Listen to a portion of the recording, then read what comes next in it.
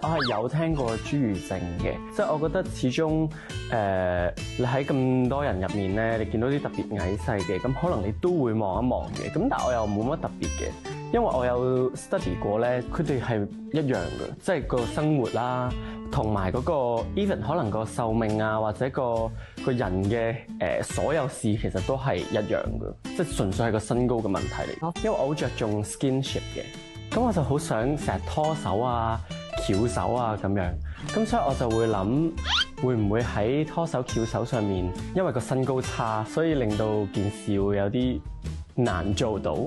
Adams 啊 Yes， 今日咧嗰兩個嘉賓咧約我哋打羽毛球。羽毛球呢單嘢我準備好啦。你得啦，你隨時得㗎嘛。我就對上一次打羽毛球咧已經係講俾人聽㗎。之前啦。OK。係啦，咁所以咧技術含量咧就應該係冇嘅我，咁啊靠你啦。我會盡力嘗試咯，雖然經驗都唔多。係，但係人哋話晒都係一個專業嘅羽毛球嘅運動員。咁我哋今日就約咗個仔喺度等。誒，到啦 ！Hello， 你好，添你好，添你好，小考，你好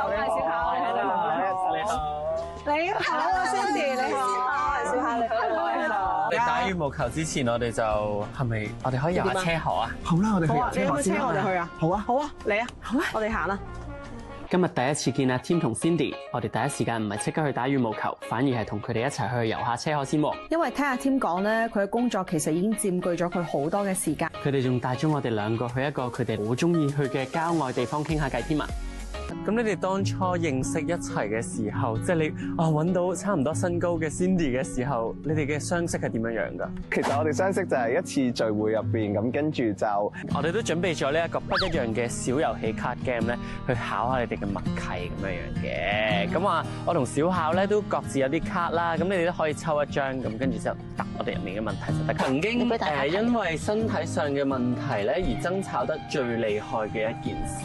唔係恥笑，係職業運動員嘅身份，反而更加充滿嘅工作，所以就算連拍拖嘅活動都會嚟到運動場同佢打氣。咁今次咁難得有咁嘅機會咧，我同小考當然都會想體驗一下阿 Tim 呢個咁充滿自信嘅活動啦。我哋兩個應該都算打得有板有眼啩。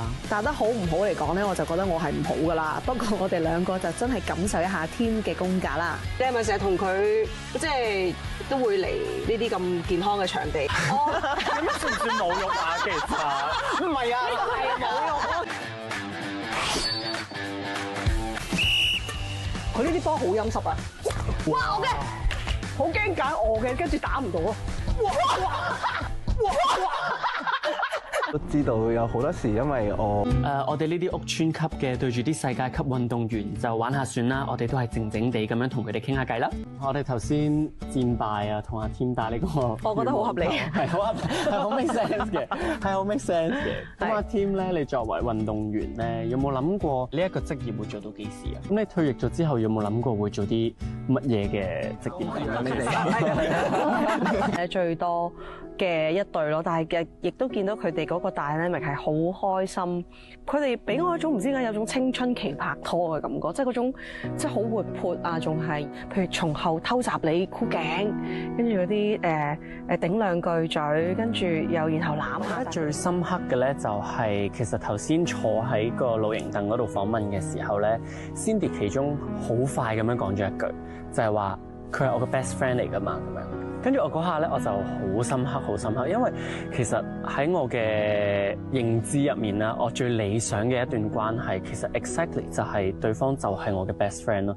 因為對方係你嘅 best friend 咧，你先至可以乜都同佢講，乜都同佢傾，嗰個感覺就係先至會不離不棄咯。因為好多時候拍拖嗰個感覺咧，太情侶咧，好多時候就冇咗就冇咗。但係其實身邊成長嘅關係度啦，last 得最耐嘅，除咗屋企人之外，其實就係 best friend。